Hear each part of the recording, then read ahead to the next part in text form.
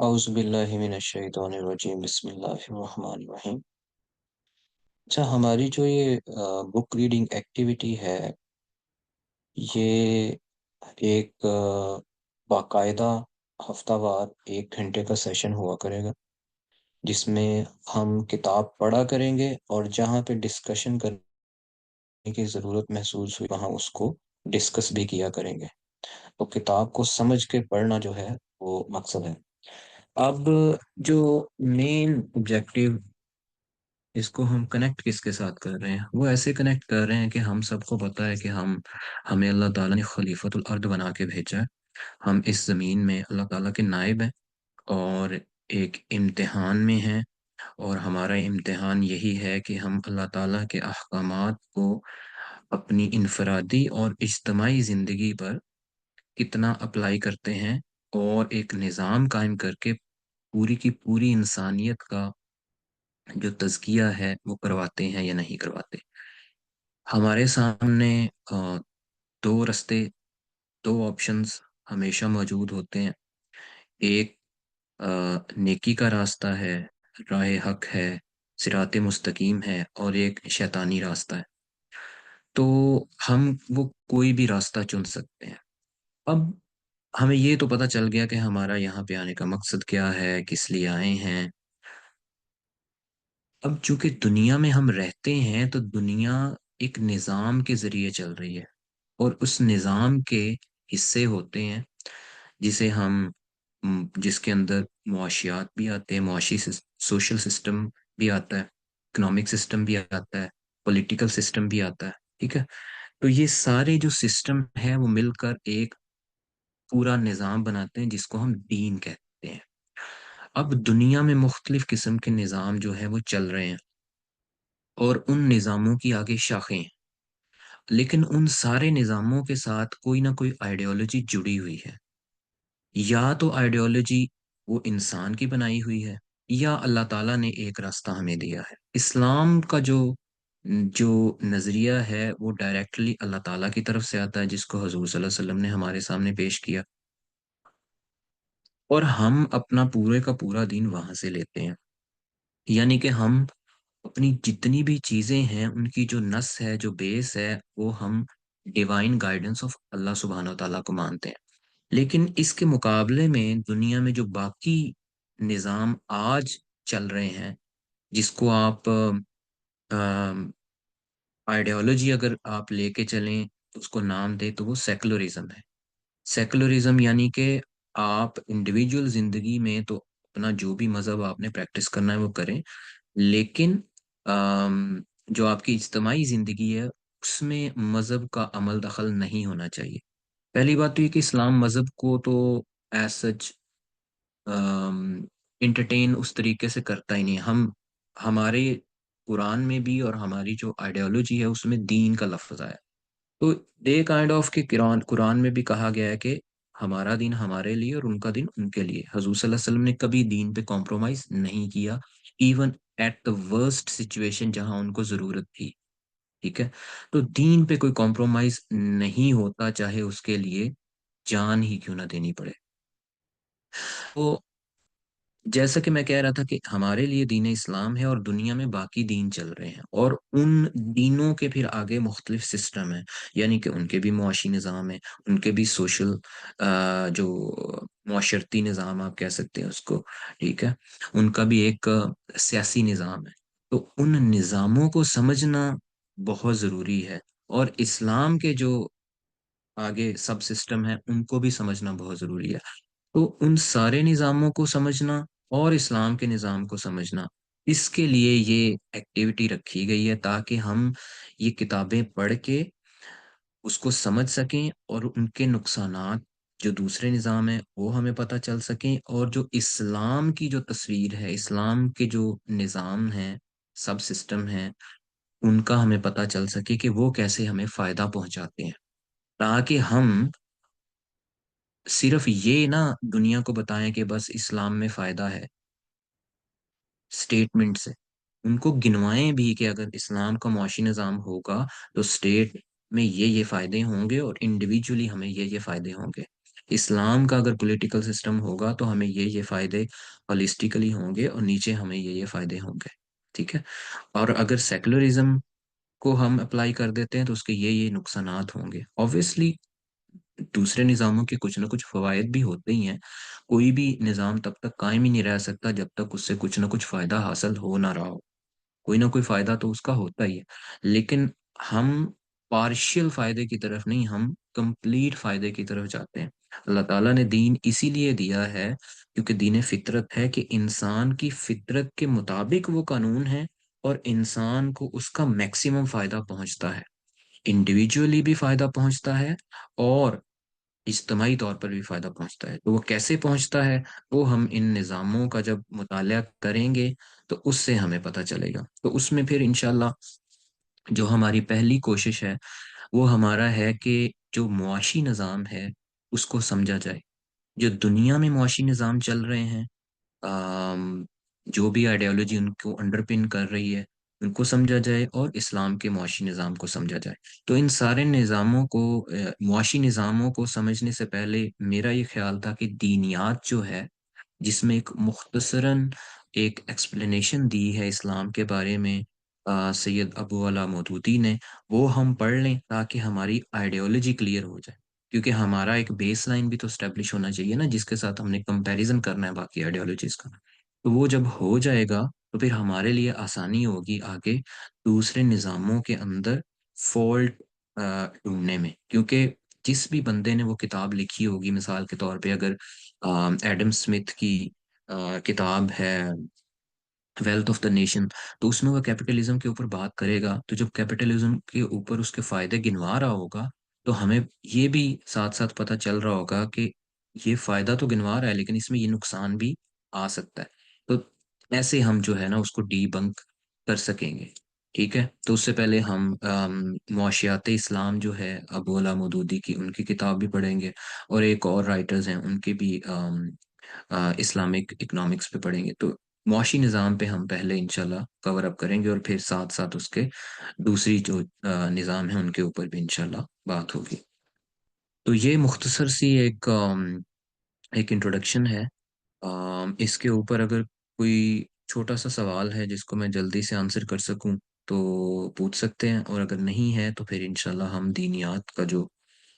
مطالعہ ہے وہ سٹارٹ کرتے ہیں۔ جی، anybody have any question؟ 5 seconds.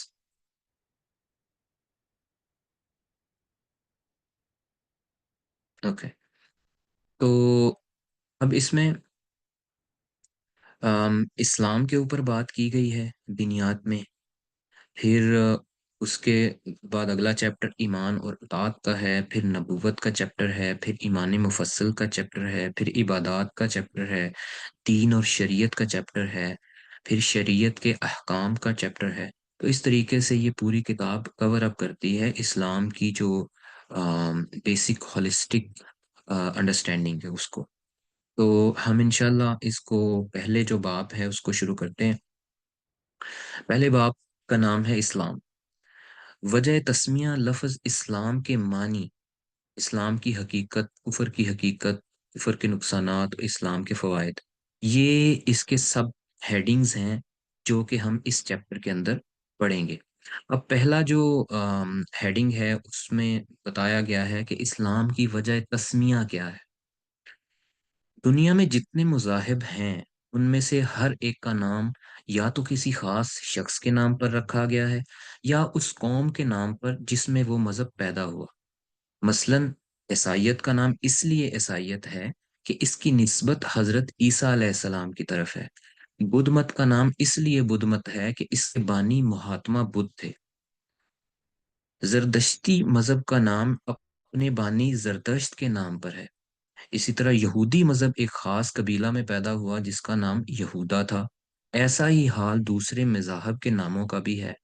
مگر اسلام کی خصوصیت یہ ہے کہ وہ کسی شخص یا قوم کی طرف منسوب نہیں ہے، بلکہ اس کا نام ایک خاص صفت کو ظاہر کرتا ہے جو لفظ اسلام کے معنی میں پائی جاتی ہے۔ یہ نام خود ظاہر کرتا ہے کہ یہ کسی ایک شخص کی ایجاد نہیں ہے، نہ کسی ایک قوم کے ساتھ مخصوص ہے۔ اس کو شخص یا ملک یا قوم سے کوئی علاقہ ہی نہیں ہے، صرف اسلام کی صفت لوگوں میں پیدا کرنا اس کا مقصد ہے۔ ہر زمانے اور ہر قوم کے جن سچے لوگوں میں یہ صفت پائی گئی وہ سب مسلم ہیں اور آئندہ بھی ہوں گے۔ یعنی کہ ہمیں ایک انڈرسٹینڈنگ آلریڈی پتہ ہے کہ حضرت آدم علیہ السلام کو بھی جو دین ملا تھا وہ بھی اسلام تھا، اور جتنے بھی انبیاء ہیں ان کو جو دین ملا تھا وہ اسلام ہی تھا۔ ہوتا ایسے ہے کہ جب ایک قوم جس کی طرف دین اسلام آیا ہے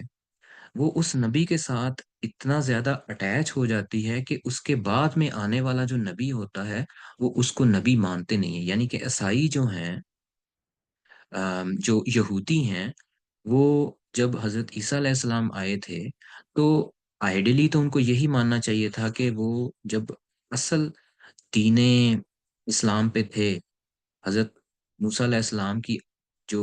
شریعت تھی اس کو مان رہے تھے، تو اگلے جو آگے نبی آئے تھے ان کو مان لینا چاہیے تھا اور اسلام وہ کنٹینیو رہتا۔ لیکن ہوا یہ کہ وہ اپنے محبت میں یا آم،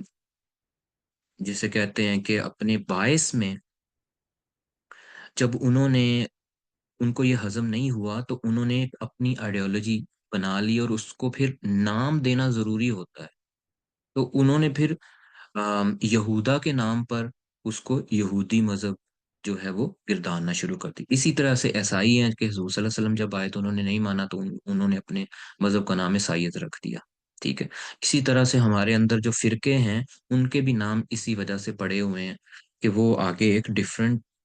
لائن ان کی چل پڑی یا ڈفرینٹ فقہ چل پڑی، جس کی وجہ سے انہوں نے اپنے اپنے نام رکھ لیے۔ تو یہ پھر آگے جو اگلی ہیڈنگ ہے، لفظ اسلام کے معنی کیا ہیں؟ اسلام کے معنی عربی زبان میں اطاعت اور فرما برداری کے ہیں۔ مذہب اسلام کا نام اسلام اس لیے رکھا گیا ہے کہ یہ اللہ کی اطاعت اور فرما برداری ہے، اسلام کی حقیقت۔ آگے ابو العلا مودودی فرماتے ہیں کہ تم دیکھتے ہو کہ دنیا میں جتنی چیزیں ہیں سب ایک قاعدے اور قانون کے تابع ہیں۔ چاند اور تارے سب ایک زبردست قاعدے میں بندھے ہوئے ہیں جس کے خلاف وہ بال برابر جنبش نہیں کر سکتے۔ زمین اپنی خاص رفتار کے ساتھ گھوم رہی ہے،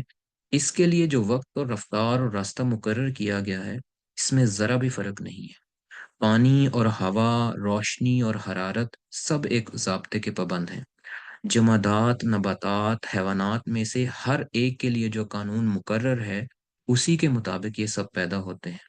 بڑھتے ہیں، گھٹتے ہیں، جیتے ہیں اور مرتے ہیں۔ خود انسان کی حالت پر بھی تم غور کرو گے تو تمہیں معلوم ہوگا کہ وہ بھی قانون قدرت کا تابع ہے۔ جو قاعدہ اس کی زندگی کے لیے مقرر کیا گیا ہے اسی کے مطابق سانس لیتا ہے، پانی اور غذا اور حرارت اور روشنی حاصل کرتا ہے۔ اس کے دل کی حرکت، اس کے خون کی گردش، اس کے سانس کی آمد و رفت اسی ضابطے کی پابند ہے۔ اس کا دماغ، اس کا معدہ، اس کے پھیپھڑے، اس کے اعصاب، عضلات، اس کے ہاتھ پاؤں، زبان، کان اور ناک، غرض اس کے جسم کا ایک ایک حصہ وہی کام کر رہا ہے جو اس کے لیے مقرر ہے، اور اسی طریقہ پر کام کر رہا ہے جو اس کو بتا دیا گیا ہے۔ یہ زبردست قانون جس کی بندش میں بڑے بڑے سیاروں سے لے کر زمین کا ایک چھوٹے سے چھوٹا ذرہ تک جکڑا ہوا ہے، ایک بڑے حاکم کا بنایا ہوا قانون ہے۔ ساری کائنات اور کائنات کی ہر چیز اس حاکم کی مطیع اور فرما بردار ہے، کیونکہ وہ اسی کے بنائے ہوئے قانون کی اطاعت و فرما برداری کر رہی ہے۔ اس لحاظ سے ساری کائنات کا مذہب اسلام ہے، کیونکہ ہم اوپر یہ بیان کر چکے ہیں کہ خدا کی اطاعت اور فرما برداری کو ہی اسلام کہتے ہیں۔ سورج، چاند اور تارے سب مسلم ہیں، زمین بھی مسلم ہے، ہوا اور پانی اور روشنی بھی مسلم ہے، درخت اور پتھر اور جانور بھی مسلم ہیں۔ وہ انسان بھی جو خدا کو نہیں پہچانتا، خدا کا انکار کرتا ہے، یا جو خدا کے سوا دوسروں کو پوجتا ہے اور خدا کے ساتھ دوسروں کو شریک کرتا ہے، ہاں وہ بھی اپنی فطرت اور طبیعت کے لحاظ سے مسلم ہی ہے، کیونکہ اس کا پیدا ہونا، زندہ رہنا، مرنا سب کچھ خدائی قانون ہی کے متحد ہے۔ اس کے تمام اعضاء اور اس کے جسم کا ایک ایک رونگٹے کا مذہب اسلام ہے، حتیٰ کہ اس کی وہ زبان بھی اصل میں مسلم ہے جس سے وہ نادانی کے ساتھ شرک اور کفر کے خیالات ظاہر کرتا ہے، اور اس کا وہ سر بھی پیدائشی مسلم ہے جس کو وہ زبردستی خدا کے سوا دوسروں کے سامنے جھکاتا ہے۔ اس کا وہ دل بھی فطرتاً مسلم ہے جس میں وہ بے علمی کی وجہ سے خدا کے سوا دوسروں کی عزت اور محبت رکھتا ہے، کیونکہ یہ سب چیزیں خدائی قانون کی فرما بردار ہیں، اور ان کی ہر جنبش خدا ہی کے قانون کے متحد ہوتی ہے۔ اب ایک دوسرے پہلو سے دیکھو کہ انسان کی ایک حیثیت تو یہ ہے کہ وہ دیگر مخلوقات کی طرح قانون قدرت کے زبردست قاعدوں میں جکڑا ہوا ہے اور ان کی پابندی پر مجبور ہے۔ یہاں پہ ایک جو ہے نا وہ سوال انسان کے ذہن میں پیدا ہوتا ہے کہ اگر ساری چیزیں ہی اللہ تعالیٰ کے قانون کے مطابق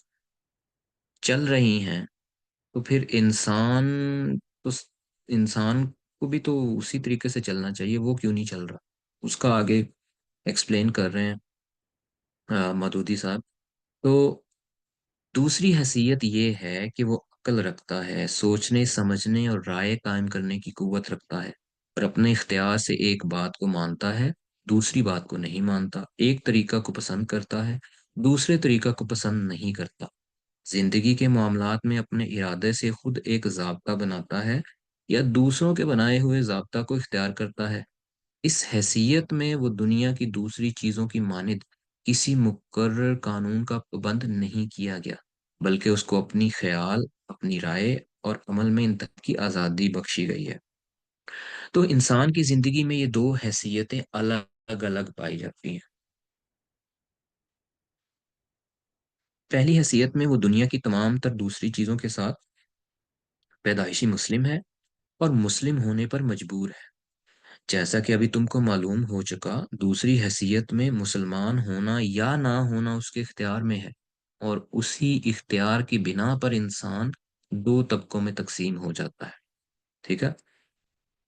ایک انسان وہ ہے جو اپنے خالق کو پہچانتا ہے، اس کو اپنا آقا اور مالک تسلیم کرتا ہے، اور اپنی زندگی کے اختیاری کاموں میں بھی اسی کے پسند کیے ہوئے قانون کی فرما برداری کرتا ہے۔ وہ پورا مسلم ہے، اس کا اسلام مکمل ہو گیا، کیونکہ اب اس کی زندگی سراسر اسلام ہے۔ اب وہ جان بوجھ کر بھی اس کو فرما بردار بھی اسی کا فرما بردار بن گیا جس کی فرما برداری وہ بغیر جانے بوجھے کر رہا تھا۔ اب وہ اپنے ارادے سے بھی اسی خدا کا مطیع ہے جس کا مطیع وہ بلا ارادہ تھا۔ اب اس کا علم سچا ہے کیونکہ وہ اس خدا کو جان گیا جس نے اس کو جاننے اور علم حاصل کرنے کی قوت دی۔ اب اس کی عقل اور رائے درست ہے کیونکہ اس نے سوچ سمجھ کر اس خدا کی اطاعت کا فیصلہ کیا جس نے اسے سوچنے سمجھنے اور رائے قائم کرنے کی قابلیت بخشی۔ اس کی زبان صادق ہے کیونکہ وہ اسی خدا کا اقرار کر رہی ہے جس نے اس کو بولنے کی قوت عطا کی ہے۔ اب اس کی ساری زندگی میں راستی ہی راستی ہے کیونکہ وہ اختیار و بے اختیاری دونوں حالتوں میں خدا کے قانون کا پابند ہے۔ اب ساری کائنات سے اس کی آشتی ہوگی کیونکہ کائنات کی ساری چیزیں جس کی بندگی کر رہی ہیں اسی کی بندگی وہ بھی کر رہا ہے۔ اب وہ زمین پر خدا کا خلیفہ نائب ہے، ساری دنیا اسی کی ہے اور وہ خدا کا ہے۔ تو دیکھیں اب اس میں انہوں نے یہ ایکسپلین کیا ہے کہ اسلام کا لفظی مطلب کیا ہے، پھر پوری کی پوری جو دنیا ہے وہ قانون قدرت کے تحت چل رہی ہے، ہمارے اندر انسان کے اندر جو نظام ہے وہ بھی اللہ تعالیٰ کی حکم کے تابع چل رہے ہیں۔ لیکن پھر اس کے ساتھ سوال یہ پیدا ہوتا ہے کہ انسان تو اپنا اختیار بھی استعمال کرتا ہے، تو جو اختیار انسان کو ملا ہے وہ بھی اللہ تعالیٰ نے اسے دیا ہے یہ ٹیسٹ کرنے کے لیے کہ کیا انسان اس فطرت کو پہچان کر اور اللہ کو پہچان کر اللہ کے بتائے ہوئے رستے پر چلتا ہے، یا اپنی خود جو سوچ ہے اس کو آم، بے راہ روی کا شکار کر کے اللہ کی بندگی سے اجتناب کرتا ہے۔ تو اس کے بارے میں انہوں نے بتایا ہوا ہے۔ تو جو بندہ اللہ تعالیٰ کو پہچان کر اللہ تعالیٰ کے سارے احکامات کی پوری بندگی کرتا ہے، پورا اس کو ہر حال میں پورا کرتا ہے، تو وہی اصل میں مسلم ہے اور وہ اپنی فطرت کے ساتھ انصاف کر رہا ہے۔ تو یہ اس ہیڈنگ میں جو ہے اب تک یہ بتایا گیا ہے۔ اب جو اگلی ہیڈنگ ہے، کفر کی حقیقت، اس میں وہ کہتے ہیں کہ اس کے مقابلہ میں دوسرا انسان وہ ہے جو مسلم پیدا ہوا اور اپنی زندگی بھر بے جانے بوجھے مسلم ہی رہا، اگر اپنے علم اور عقل کی قوت سے کام لے کر اس نے خدا کو نہ پہچانا اور اپنے اختیار کی حد میں سے اس نے خدا کی اطاعت کرنے سے انکار کر دیا، یہ شخص کافر ہے۔ کفر کے اصلی معنی چھپانے اور پردہ ڈالنے کے ہیں۔ ایسے شخص کو کافر اس لیے کہا جاتا ہے کہ اس نے اپنی فطرت پر نادانی کا پردہ ڈال رکھا ہے۔ وہ اسلام کی فطرت پر پیدا ہوا، اس کا سارا جسم اور جسم کا ہر حصہ اسلام کی فطرت پر کام کر رہا ہے، اس کے گرد و پیش ساری دنیا اسلام پر چل رہی ہے، مگر اس کی عقل پر پردہ پڑ گیا ہے، تمام دنیا کی اور خود اپنی فطرت اس سے چھپ گئی ہے، وہ اس کے خلاف سوچتا ہے، اس کے خلاف چلنے کی کوشش کرتا ہے۔ اب تم سمجھ سکتے ہو کہ جو شخص کافر ہے وہ کتنی بڑی گمراہی میں مبتلا ہے۔ دیکھیں کہ انسان کے اندر جو سیلز ہیں نا، ان کے اندر جو آرگنیلیز ہیں، وہ بھی ایک، ان کے بھی سرٹن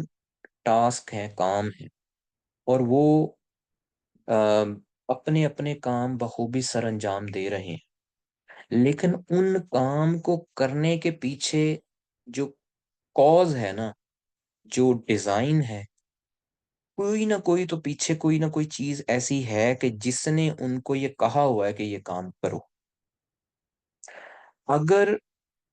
وہ نہیں ہوتی تو وہ کام،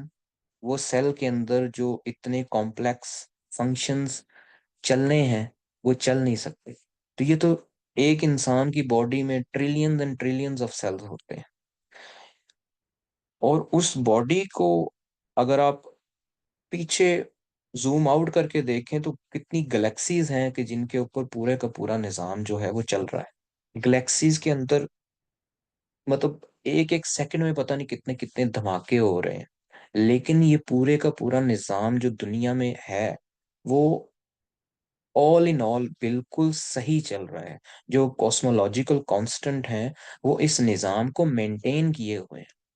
اب یہاں پہ کچھ لوگ یہ سوال کرتے ہیں، اسپیشلی ملحد یہ سوال کرتے ہیں، تو پھر یہ زلزلے کیوں آتے ہیں؟ پھر یہ سیل جو ہیں ان میں جینیٹک، جو جینز ہیں ان میں جینیٹک اب نارمیلٹیز آ جاتی ہیں، لوگ اپاہج پیدا ہو جاتے ہیں۔ تو بھائی، جو اللہ تعالیٰ ان سیلز کے پیچھے جو ڈیزائن اللہ تعالیٰ نے کیا ہے، وہ اللہ تعالیٰ یہ صلاحیت بھی رکھتا ہے کہ بعض دفعہ کسی انسان کو آزمانے کے لیے اس کے اندر کوئی جینیٹک ابنارمیلٹی پیدا کر سکتا ہے، بعض دفعہ انسانوں کو، مسلمانوں کو یا پوری انسانیت کو سبق سکھانے کے لیے کوئی کیلیمٹی جو ہے، کوئی کوئی طوفان آ سکتا ہے، زلزلہ آ سکتا ہے، تو یہ اللہ تعالیٰ ہی ہے جو اس نظام کے اندر کچھ تبدیلی کر کے وہ چیزیں، وہ نارمیلٹیز پیدا کرتے ہیں، اس لیے کہ انسان اس سے سیکھ سکے یا اس کی آزمائش اللہ تعالیٰ کرتے ہیں۔ تو یہ بات سمجھنا بڑی ضروری ہے۔ لیکن اب ہولسٹیکلی اگر دیکھیں تو پوری کائنات جو ہے یا دنیا جو ہے، اسپیشلی پلانٹ ارتھ جو ہے، وہ کولیپس نہیں کرتا، اس کے اندر جو کاسمولوجیکل کانسٹنٹس ہیں وہ وہاں کے وہیں ہی رہتے ہیں، یعنی کہ سورج اپنے مدار میں ہی گھومتا رہتا ہے، زمین اپنے مدار میں ہی گھومتی رہتی ہے، سپیڈ آف لائٹ اپنی سپیڈ آف لائٹ کے حساب سے ہی کام کر رہی ہوتی ہے، ساؤنڈ کی جو فریکوینسی ہے، جو سپیڈ ہے، وہ اسی حساب سے کام کر رہی ہوتی ہے، ٹھیک ہے۔ تو یہ جو چیزیں کانسٹنٹ ہیں وہ اس کے اوپر ہمیں دیکھنا چاہیے کہ یہ کانسٹنٹ کہاں سے آ رہے ہیں، تو وہاں پہ انسان کو پھر یہ احساس ہوتا ہے کہ اس کے پیچھے کوئی نہ کوئی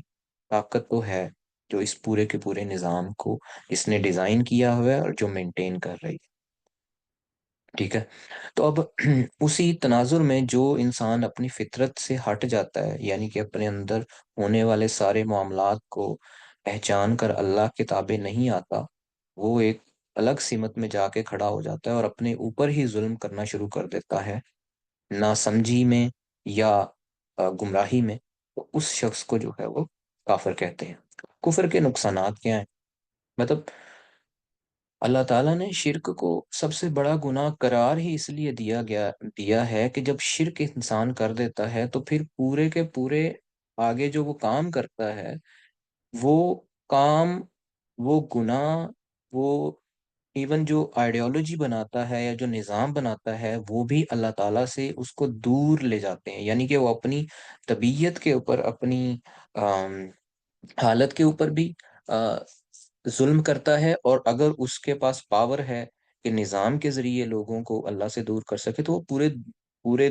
جو کمیونٹی ہوتی ہے یا پورے جو ممالک ہیں، بلکہ دنیا ہے، ان کو نقصان پہنچاتا ہے۔ تو اس لیے اللہ تعالیٰ نے شرک کو اتنا بڑا گناہ قرار دیا ہے، کیونکہ اس گناہ کے نیچے ہی سارے کے چھوٹے چھوٹے گناہ جو ہیں وہ پیدا ہونا شروع ہو جاتے ہیں۔ اگر شرک کو ہم اللہ کو جب مان لیں، تو اللہ کو ماننے کے ساتھ ہی پھر ہمیں اللہ تعالیٰ کی پہچان کر کے اس کے احکامات کو ماننا ہم شروع ہو جاتے ہیں، اجتماعی طور پر بھی، انفرادی طور پر بھی، تو پھر ہم اللہ کی قربت میں جانا شروع ہو جاتے ہیں۔ اس لیے اللہ کو ماننا ضروری ہے، اور اسی لیے شرک کو اللہ تعالیٰ نے سب سے بڑا گناہ جو ہے وہ قرار دیا ہے۔ تو اب بات کرتے ہیں کہ کفر کے نقصانات کے بارے میں مولانا مودودی کیا کہتے ہیں۔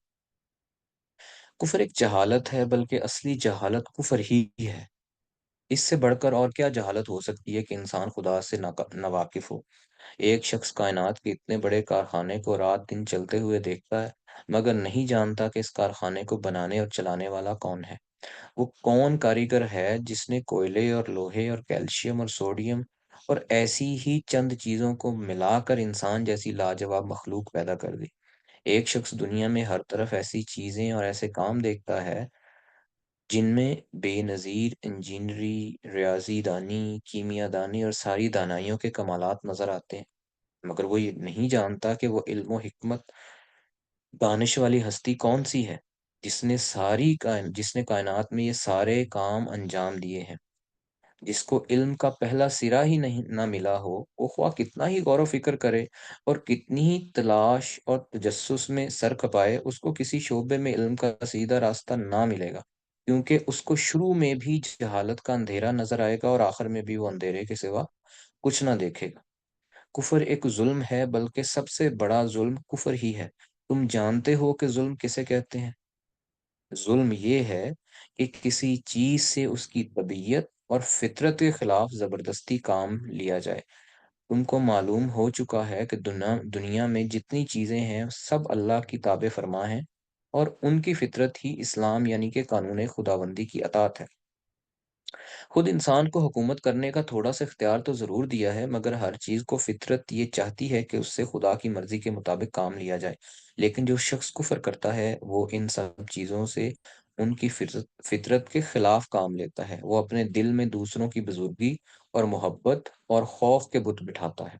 حالانکہ دل کی فطرت یہ چاہتی ہے کہ اس میں خدا کی بزرگی اور محبت اور خوف ہو۔ وہ اپنے اعضاء سے اور دنیا کی ان سب چیزوں سے جو اس کے اختیار میں ہیں خدا کی مرضی کے خلاف کام لیتا ہے، حالانکہ ہر چیز کی طبیعت یہ چاہتی ہے کہ اس سے قانون خداوندی کے مطابق کام لیا جائے۔ بتاؤ ایسے شخص سے بڑھ کر اور کون ظالم ہوگا جو اپنی زندگی میں ہر وقت ہر چیز پر، حتیٰ کہ خود اپنے وجود پر بھی ظلم کرتا رہے۔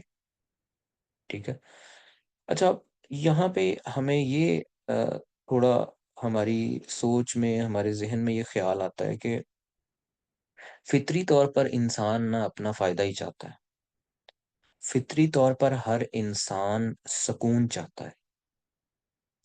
اب مسئلہ تب آتا ہے کہ جب ہم اس سکون کو یا اس بہتری کو کس چیز کے ساتھ کنیکٹ کرتے ہیں۔ مطلب اگر ہم اپنے معاشرے میں دیکھیں تو ہم سکون کو، زیادہ تر معاشرے کو دیکھیں تو وہ سکون کو اٹیچ کرتے ہیں کہ شاید پیسہ جو جب آ جائے گا نا تو پھر شاید ہمیں سکون مل جائے گا۔ لائک کہ ہر انسان پیسے کے پیچھے بھاگ رہا ہے، اور وہ پیسے کے پیچھے اس لیے بھاگ رہا ہے کہ پورے کا پورا جو نظام ہے وہ مٹیریلزم یا کیپٹلزم کے انڈر جو ہے وہ کھڑا ہوا ہے۔ اب کیپٹلزم کی اٹ سیلف کریکٹرسٹک ہے، اس کی خصوصیت ہے کہ وہ انسان کو مادہ پرست بناتا ہے، اور ایک کمپٹیشن کریٹ کرتا ہے کہ انسان مادہ پرست بنے اور اپنے لیے میکسیمم چیزیں، جو مادی چیزیں ہیں وہ اکٹھی کرے، اور وہ اس چیز کو لنک کرتے ہیں کہ اس سے تمہیں سہولت ہوگی، یعنی کہ تمہارے پاس اگر بڑا گھر ہوگا تو تم کھلے ڈولے رہ سکتے ہو، نہانے کے لیے گرم پانی ہوگا، اگر تمہارے پاس گاڑی ہے، چھوٹی گاڑی ہے تو تھوڑا اسٹرگل ہوگی، اور اگر گاڑی نہیں ہے تو پھر تو بہت زیادہ اسٹرگل ہوگی، اور اگر بڑی گاڑی ہے تو تمہارے لیے اور زیادہ سہولت ہوگی۔ تو اس سے تمہیں سکون ملے گا اگر تمہارے پاس گاڑی ہوگی۔ اگر تمہارے پاس زیادہ دولت ہوگی تو پھر تم اپنی جتنی بھی خواہشات ہیں اس کو آرام سے پورا کر سکو گے، تو اس سے تمہیں سکون ملے گا۔ بیسیکلی فطرتاً انسان سکون ہی چاہتا ہے، لیکن جب وہ ساری چیزیں حاصل کر لیتا ہے تو کہیں نہ کہیں اسے یہی اندازہ ہوتا ہے کہ شاید سکون ان میں نہیں تھا، کیونکہ انسان کی فطرت سہولیات کے ہونے سے سکون محسوس نہیں کرتی، جو الٹیمیٹ سیٹسفیکشن ہے، ٹھیک ہے، وہ تب سکون محسوس کرتی ہے جب وہ اللہ تعالیٰ کی قربت میں زیادہ جاتی ہے۔ جب ہم، آپ کو یہ اندازہ ہوگا کہ جب ہم کسی کی مدد کرتے ہیں اور اس کا وہ کام ہو جاتا ہے تو ہمیں وہ جو خوشی ہوتی ہے وہ شاید ہمیں پیسے ملنے سے، خود کو پیسے ملنے سے شاید نہیں ہوتی۔ جب ہم کسی بھوکے کا پیٹ بھرتے ہیں اور اس سے جو ہمیں خوشی ملتی ہے تو شاید ہمیں خود کھانا کھانے سے اتنی خوشی نہیں ملتی۔ تو یہ چیز یہ بتاتی ہے، اور ایون جتنے بھی بلینئرز ہیں وہ بھی کہیں نہ کہیں چیریٹی کی طرف آتے ہیں، کیونکہ ان کو بھی یہ اندازہ ہو جاتا ہے کہ ایک سرٹن لیول پر آ کے you can not feel that inner peace inside you,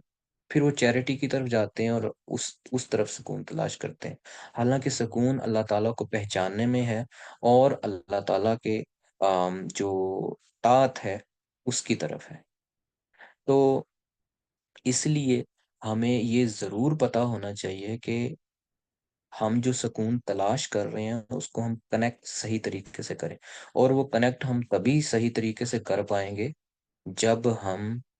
اس اللہ تعالیٰ کی دی گئی کتاب، شریعت، اور جو حضور صلی اللہ علیہ وسلم نے ہمارے سامنے اسوہ حسنہ پیش کیا ہے اس کو پڑھیں گے اور سمجھیں گے، اور ان کے کمپیریزن میں باقی چیزوں کو بھی پڑھیں اور سمجھیں گے، یعنی کہ جو انسان کے بنائے ہوئے نظام ہے۔ تبھی ہم ابھی جو ہم انسلیوڈ ہیں، ہم فلسطین کے لوگوں کی مدد نہیں کر پا رہے ہیں، تو ہم اپنا نظام قائم کر کے ہی پھر ان کی مدد کر سکتے ہیں۔ باقی انڈیویجول لیول پہ بہت سے لوگ بہت کچھ کر رہے ہیں، لیکن جب تک ہم اسلام کی آئیڈینٹی کے تلے اکٹھے نہیں ہوں گے تب تک ہم فلسطین کی ہمارے جو مسلم امہ ہے اس کی مدد نہیں کریں گے۔ وی نو کہ جب تک خلافت تھی وی ور سیف، ایون کہ ہم مالی طور پر ایٹین سینچری میں بھی اور سیونٹین سینچری میں بھی، نائنٹین سینچری میں بھی وی ور آن دا ڈاؤن ٹرینڈ، لیکن پھر بھی جو خلافت عثمانیہ تھی انہوں نے وہاں پہ پابندی لگا دی تھی۔ فردر جب انہوں نے یہودیوں کو وہاں پہ نقل مکانی کرتے ہوئے دیکھا تو انہوں نے پابندی لگا دی تھی۔ اینڈ دے نو، دا زائنسٹ نوز، کہ جب تک ہم خلافت کا نظام ختم نہیں کریں گے ہم اپنے نیکسٹ جو ہمارے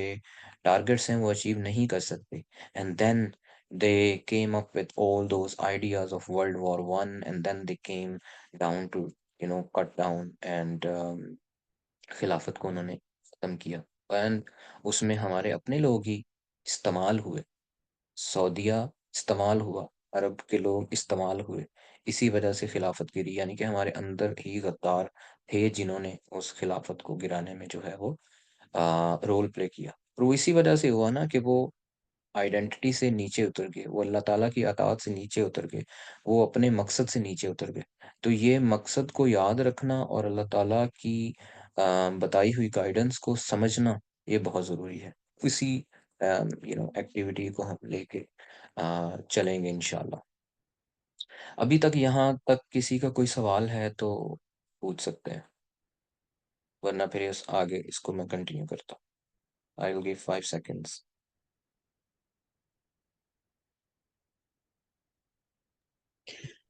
السلام علیکم۔ علی بھائی، میں یہ چاہتی ہوں کہ جس طرح یہ کہا جاتا ہے اور ہم اللہ تعالیٰ کو جیسا پہچان سکتے ہیں، تو ہم میں سے کوئی بھی ایسی کمیونٹی کیوں نہیں بن جاتی ہے جو آرگینک لائف کی طرف پلٹے اور آرگینک طریقے سے لائف گزارنے کی کوشش کریں، وہاں پہ ڈاکٹرز بھی ہوں، ٹیچرز بھی ہوں، اور ایک کمیونٹی ایسی ریڈی ہو جہاں پھر بچے اس طریقے سے پروان چڑھیں جس طرح ہم لوگوں کا یہ بالکل آرٹیفیشل ایک لائف سٹائل ہو گیا۔ اب تو گاؤں کی زندگی بھی وہ نہیں رہی، وہ لوگ بھی सोशल मीडिया के इफेक्ट्स में हैं और सब कुछ जी जी। चेंज होता जा इसमें रहा है। यह है कि नहीं, इसमें यह है कि हम दुनिया से कट करना नहीं रह सकते, और ना ही ये कहा गया है कि आप दुनिया से बिल्कुल कट कर कोई कम्युनिटी जो है वो बिल्कुल डेवलप करें। आप इस दुनिया के अंदर रहकर उसके साथ कनेक्ट करके ही अपने आप को उस वहदानियत पे और तौहीद के निज़ाम पे लेके आते हैं। अगर आप सिर्फ उस दुनिया के अंदर रहकर या अपनी लोकल लेवल पर यू नो अदालत क्रिएट बनाएंगे या बैंकिंग सिस्टम बनाएंगे या कुछ भी बनाएंगे, तो आज की जो स्टेट है वो आपको ये करने नहीं देगी। अल्टीमेटली होगा क्या कि उस कम्युनिटी में अगर दो लोग, मिसाल के तौर पे एक गांव में उन्होंने अपना सारा निज़ाम बनाया हुआ है, तो उसमें एक झगड़ा हो जाता है, तो उस गांव का जो भी काजी उन्होंने मुकर्रर किया है वो एक फैसला दे देता है। तो बहुत सारे लोग ऐसे होंगे कि जो उस फैसले पर जो है वो उसको नहीं मानेंगे और फिर स्टेट के पास जाएंगे। तो उससे क्या होगा कि उससे फर्दर जो है वो तवाज़ुन बिगड़ेगा। तो ऐसी कम्युनिटी ख्यालों में तो बन सकती है, लेकिन एक्चुअल में उसका बनना बड़ा मुश्किल काम है, वो सस्टेन नहीं कर सकती। तो इसलिए हमारे लिए ये ज़रूरी है कि हम क्लस्टर्ड ज़रूर डेवलप करें, उसमें एक इंटेलेक्चुअली लोगों को स्ट्रेंथन ज़रूर करें और उनको एक मकसद ज़रूर दें, और फिर उस मकसद में हम एक जमात नज़रिए की बुनियाद पर कायम हो। बेशक वो मल्टीपल जमातें ही क्यों ना हो, होना तो एक ही जमात चाहिए, लेकिन यूजुअली पाकिस्तान में बहुत सारी ऐसी जमातें हैं जो कि अकामत दीन पर काम कर रही हैं। लेकिन हमें यह पता होना चाहिए कि अगर वाकई वो जमात उस लेवल पे कि सिस्टम को चैलेंज करने के लिए मैदान में आती है, तो फिर हमें अपनी जो तन मन धन जो है उधर लगा देना चाहिए, क्योंकि अल्लाह ने अकामत दीन को फ़र्ज़ किया हुआ है। तो फ़र्ज़ कफ़ाया है, और अगर फ़र्ज़ कफ़ाया वो है कि जब तक वो फ़र्ज़ पूरा नहीं होता तो हर एक इंसान पे वो चीज़ फ़र्ज़ है। तो इसलिए अलग कम्युनिटी जो है ना, मेरे ख्याल में वो सस्टेनेबल नहीं है। But we should develop our clusters, बेशक हमारी अपनी फैमिली से ही हम क्यों ना स्टार्ट लें, ठीक है? तो वो ज़रूरी है, ताकि हम जब टाइम आए सिस्टम को बदलने का, तो हमारे ट्रेंड बच्चे बच्चियां भी और हम खुद भी उस मकसद के अंदर उस निज़ाम को चैलेंज करने के लिए, जो बातिल का निज़ाम है, खड़े हों, और उसके ऊपर हम कॉम्पिटेंट भी हों कि जब वो निज़ाम उखड़ जाए, तो जब इस्लाम का निज़ाम आए तो हम उसको चलाने के काबिल भी हों, हमारी इतनी कॉम्पिटेंस भी हो कि हम उसको चलाएंगे। ठीक है? तो that's what I feel. Anybody else?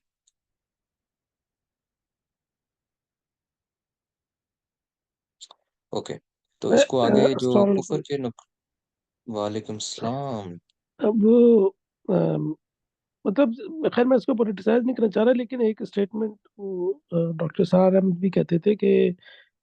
कि इनको जो तालिबान को इस वजह से नहीं लाना चाहते कि उनको इनके निज़ाम से ख़तरा है, ना उनकी दाढ़ियों से ख़तरा है, ना नमाज, ना कुरान शरीफ से। मतलब वो ये नहीं चाहते कि इस इस्लाम की एज ए निज़ाम के बारे में बात की जाए। जी तो वो वही जो सिस्टर पूछ रही थी सवाल, तो मैं उसी कॉन्टेक्स्ट में इसका बताना चाह रहा था कि ये इस तरह है। तो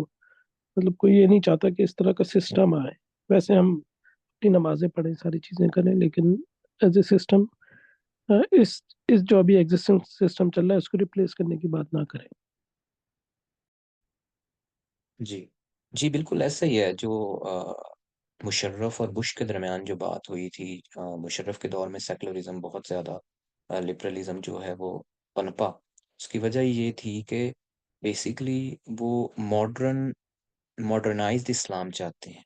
मॉडर्नाइज्ड इस्लाम यही है कि आप उसको अपने ईमान की हद तक, ईमान तो राइट वर्ड नहीं है, बल्कि अपने डॉगमा या बिलीफ की हद तक रखें, अपनी इंडिविजुअल लेवल तक रखें। जो भी अपने नमाज रोज़ा हज ज़कात करने हैं वो करें, लेकिन निज़ाम के ऊपर आप कोई बात नहीं कर सकते। इसीलिए आप ये देखते हैं कि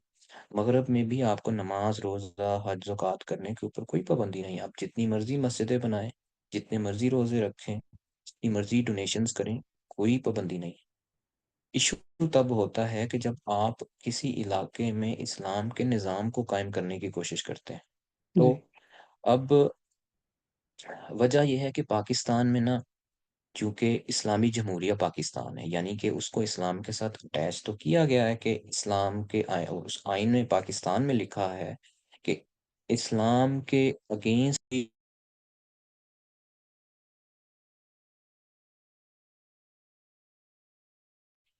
اس لیے جب وہ لکھ دیا گیا ہے نا، تو ہم اس کو بالکل غیر اسلامی یا کفر نہیں تصور کر سکتے، اور اس کے خلاف جو ہے وہ بالکل کلیئر کٹ خروج کر کے، جیسے کہ طالبان پاکستان کے طالبان کی بات کر رہا ہوں، بالکل ہم اس کو کفر تصور کر کے اس کے خلاف جسے کہتے ہیں کہ مسلح جدوجہد نہیں کر سکتے، ٹھیک ہے۔ ہم یہ کہہ سکتے ہیں کہ بھئی آپ نے لکھا تو ہے، لیکن کہ اسلام کے خلاف کچھ نہیں ہوگا، لیکن آپ نے ساتھ ہی اس کے آئین کے اندر جو ڈیموکریٹک سسٹم ہے، اس کے ذریعے آپ بہت سارے قانون ایسے بھی پاس کر دیتے ہیں کہ جو کہ اسلام کے خلاف ہوتے ہیں۔ سود کا نظام جو ہے وہ آلریڈی چل رہا ہے، ٹھیک ہے۔ آم، اور وقتاً فوقتاً جو ہے یہ چوری چھپے ہیلے بہانے تلاش کر کے آئین کے جو ناک ہے اس کو جیسے مرضی مروڑ کے اپنے قانون پاس کروا لیتے ہیں، اور اس کی وجہ یہی ہے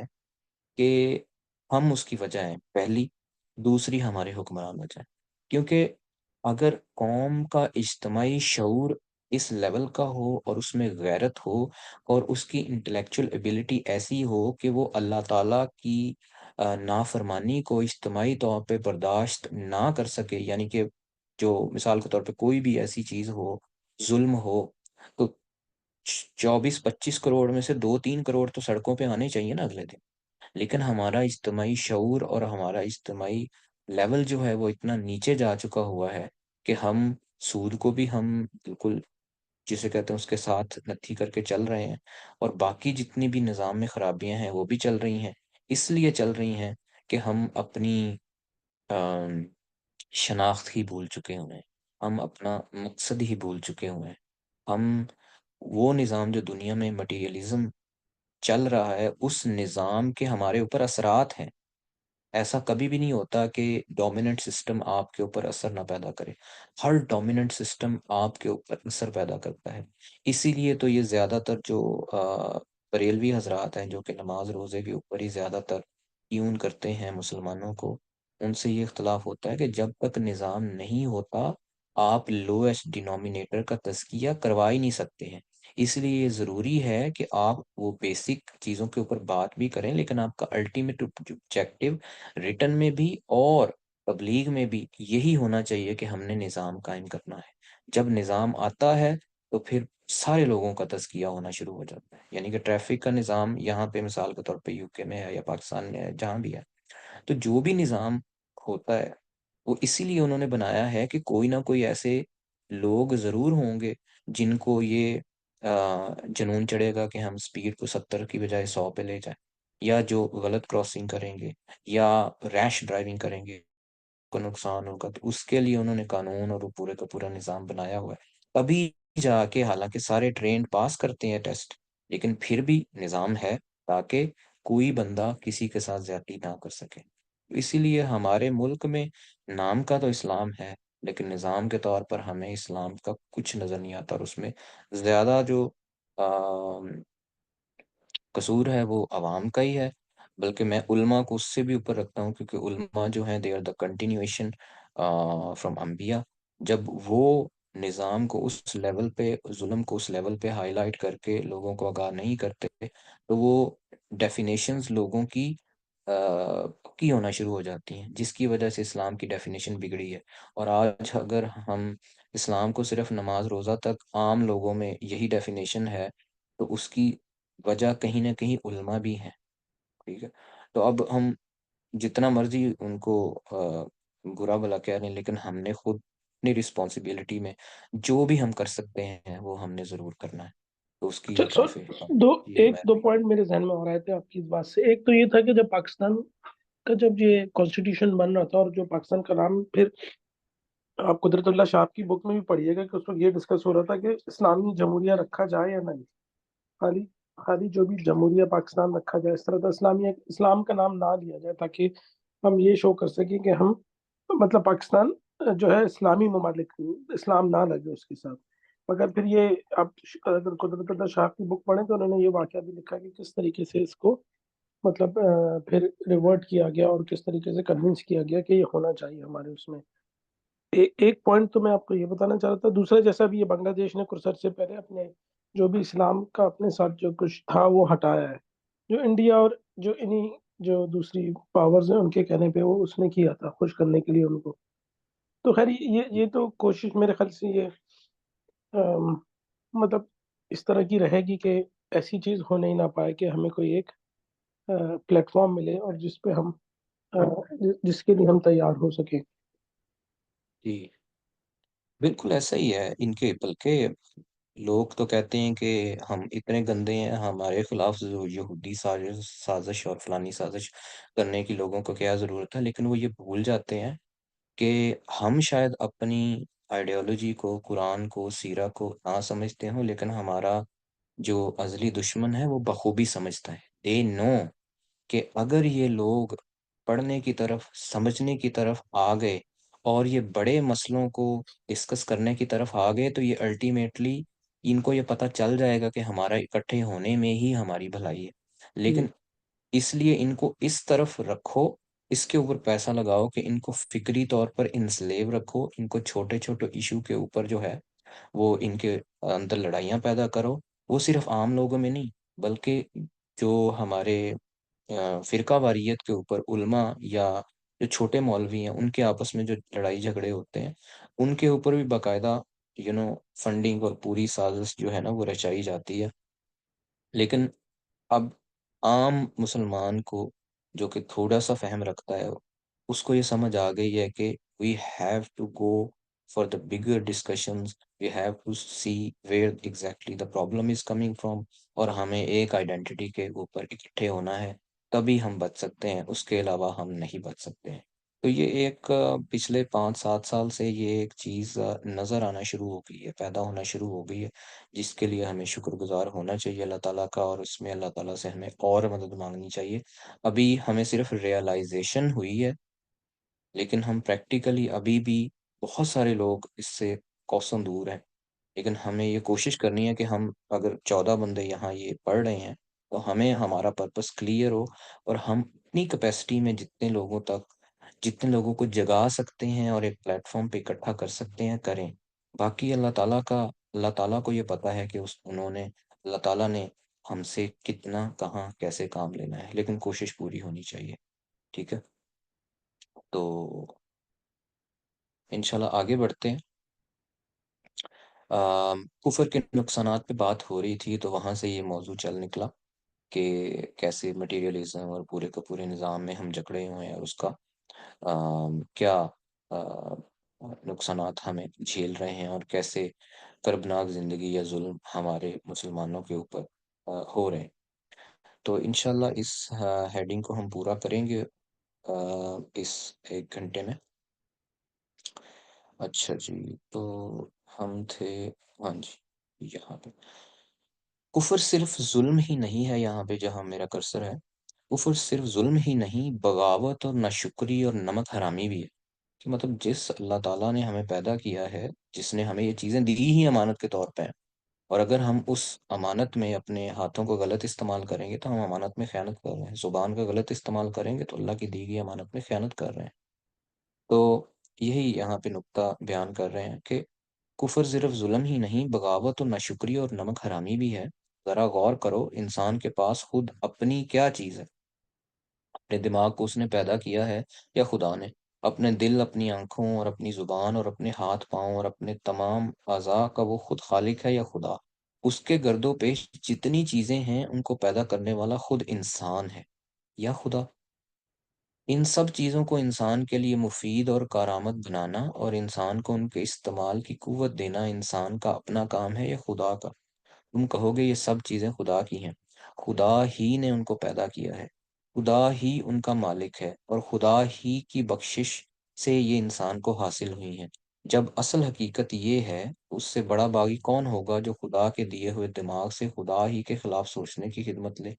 खुदा के बख्शे हुए दिल में खुदा ही के खिलाफ ख्यालात रखे। खुदा ने जो आंखें, जो जुबान, जो हाथ पांव, जो दूसरी चीजें उसको अता की हैं, ان کو خدا ہی کی پسند اور اس کی مرضی کے خلاف استعمال کرے۔ اگر کوئی ملازم اپنے آقا کا نمک کھا کر اس سے بے وفائی کرتا ہے تو ہاں،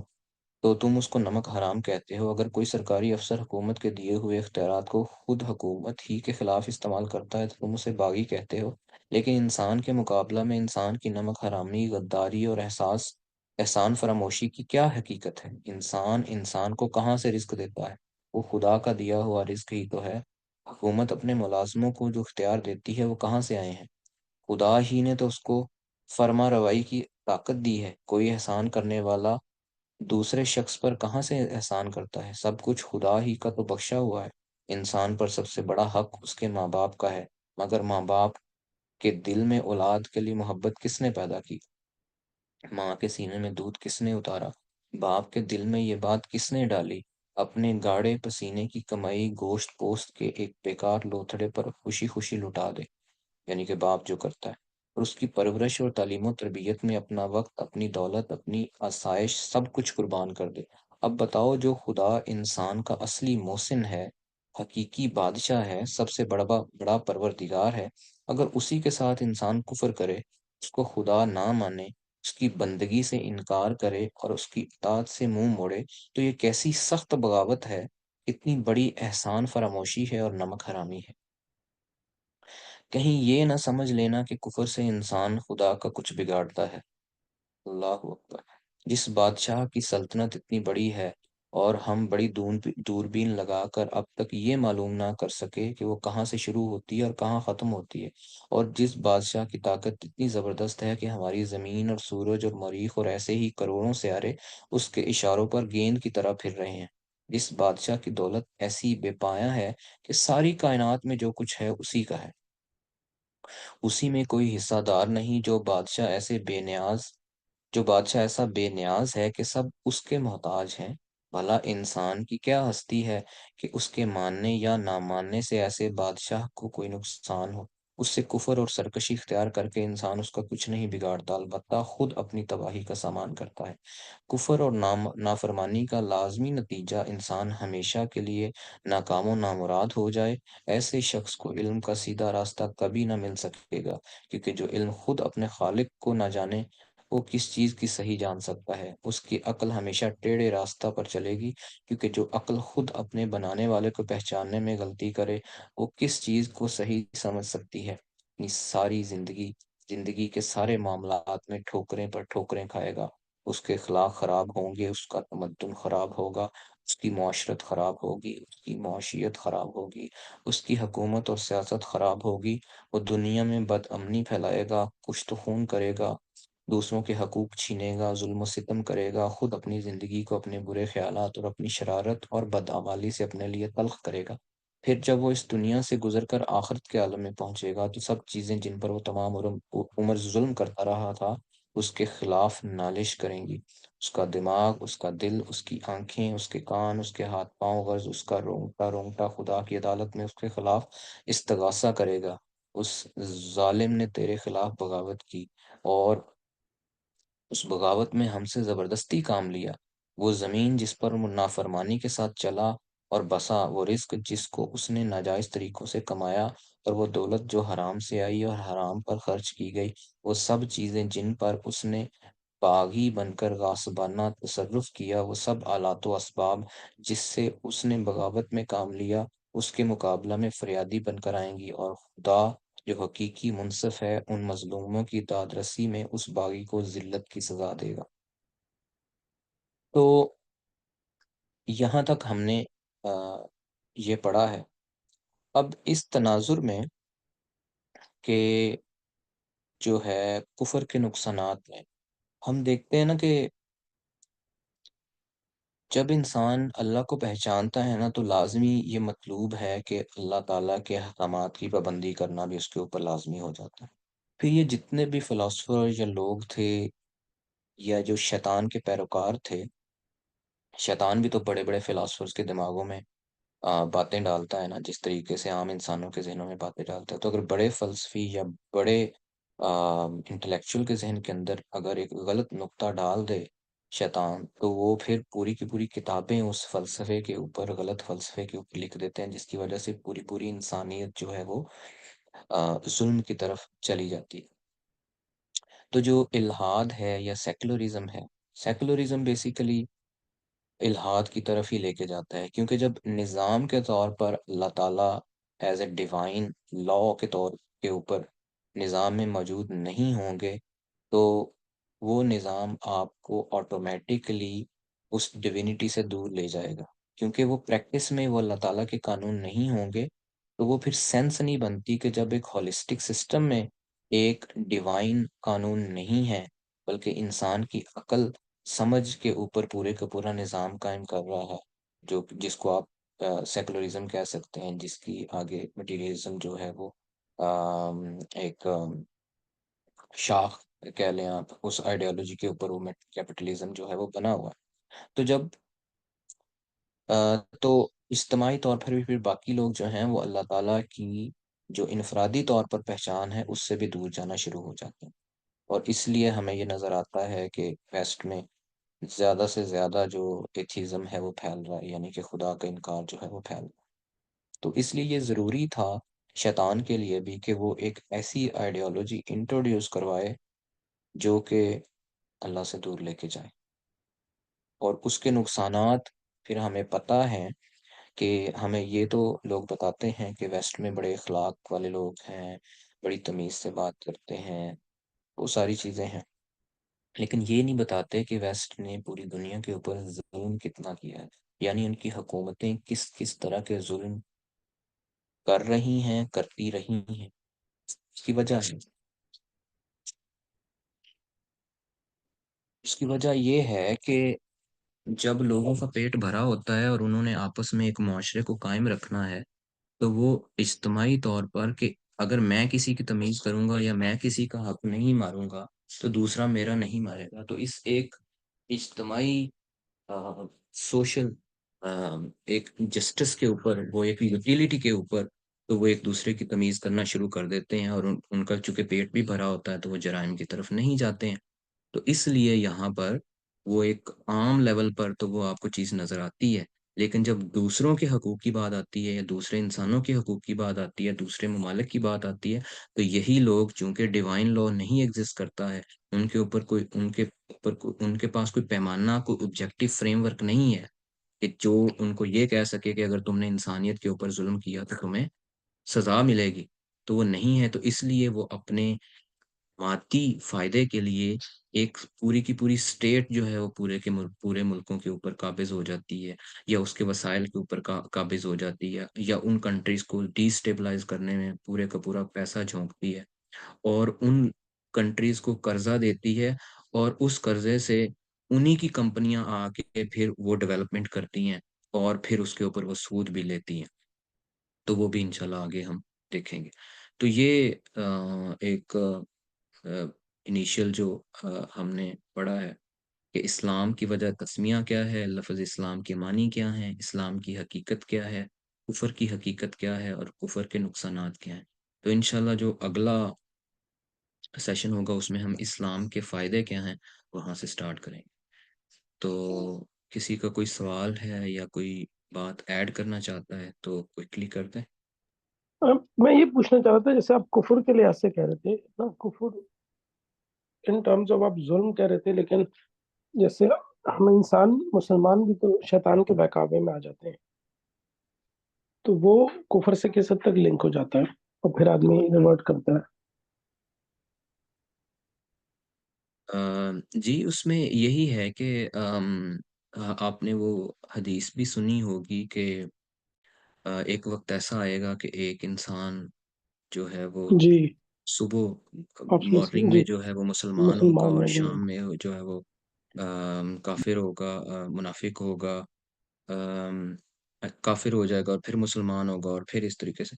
ایگزیکٹلی مجھے اس حدیث کا مفہوم نہیں آ رہا، لیکن وہ یہی ہے کہ جب ایمان ہوگا تو پھر وہ کام کرے گا، لیکن جب ایمان چلا جائے گا تو پھر وہ شیطان کا پیروکار بن جائے گا، اور شیطان کا پیروکار انسان اپنی فطرت کے خلاف ہی بنتا ہے۔ فطرت کے جی، عین مطابق جو کام ہوگا، کیونکہ اللہ تعالیٰ نے ثواب اور گناہ بھی، ثواب اسی کو کہا ہے جو فطرت کے بالکل عین ہے، اور گناہ اسی قرار دیا ہے جو کہ فطرت کے خلاف ہے، یعنی کہ اس میں کوئی اللہ تعالیٰ کا کوئی فائدہ نقصان نہیں ہے، اللہ تعالیٰ کی ذات کو ہم فائدہ نقصان نہیں پہنچا سکتے۔ اللہ تعالیٰ کو انسان کی فطرت پتہ ہے، اس فطرت کی وجہ سے اللہ تعالیٰ نے کچھ چیزوں کو گناہ قرار دیا ہے اور کچھ چیزوں کو ثواب قرار دیا ہے۔ ایون کہ نماز بھی ہم جو پڑھتے ہیں وہ کو اللہ تعالیٰ کے اوپر ہم احسان نہیں کر رہے ہیں، وہ ہماری نیچر فطرت ایسی ہے کہ اگر ہم نماز پڑھیں گے تو پھر جا کر ہمارے اندر اللہ تعالیٰ کی وحدانیت، اللہ تعالیٰ کی یاد اور وہ ڈسپلن قائم رہ سکے گا جو کہ ہمیں اجتماعی طور پر اور انفرادی طور پر اللہ تعالیٰ کے قوانین کو اپلائی کرنے میں وہ مدد فراہم کرے گا۔ ورنہ نماز کا پڑھنا اٹ سیلف کوئی سینس نہیں بناتا ہے، یعنی کہ جب آپ بچے بھی آپ سے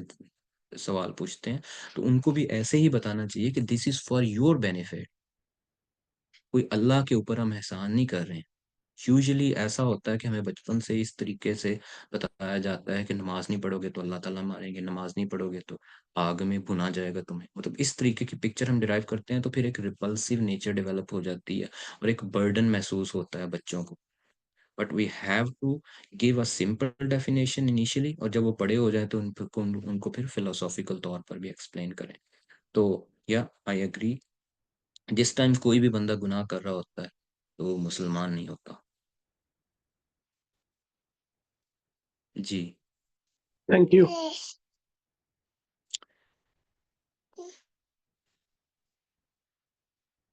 آئی ول گیو 5 سیکنڈ اگر کسی کا کوئی کمنٹ اور سوال ہے، ورنہ پھر اس کو ختم کرتے ہیں اور انشاءاللہ اگلے سیشن میں ہم یہاں سے ہی کنٹینیو کریں گے۔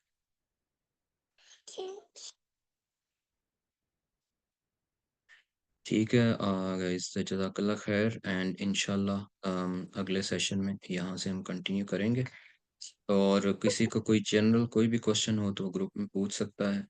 اور کتاب کی انیشیل لسٹ تو میں نے بھیج دی تھی، باقی اپڈیٹ کر کے وہ بھی میں انشاءاللہ شیئر کروں گا، اور سب کو مقصد پتہ ہو تو انشاءاللہ پھر اس میں کنسسٹنسی رہے گی، اور اگر مقصد کلیئر نہیں ہے تو پھر ہوگا کہ کوئی 2-4 سیشن بعد چھوڑ جائے گا، یا کوئی اس طریقے سے کبھی آ گیا کبھی نہ آیا۔ سو انٹل انلیس کہ دیر از ایمرجنسی اور any issue, please continue do so, کیونکہ یہ ایکٹیویٹی اکٹھا کریں گے تو اس سے زیادہ جو ہے وہ سمجھ بھی آئے گی، ڈسکشنز بھی ہوں گے اور فائدہ ہوگا۔ تو جزاک اللہ خیر، انشاءاللہ ملاقات ہوتی ہے اگلے سیشن میں۔ اللہ حافظ۔ تھینک یو، اللہ حافظ۔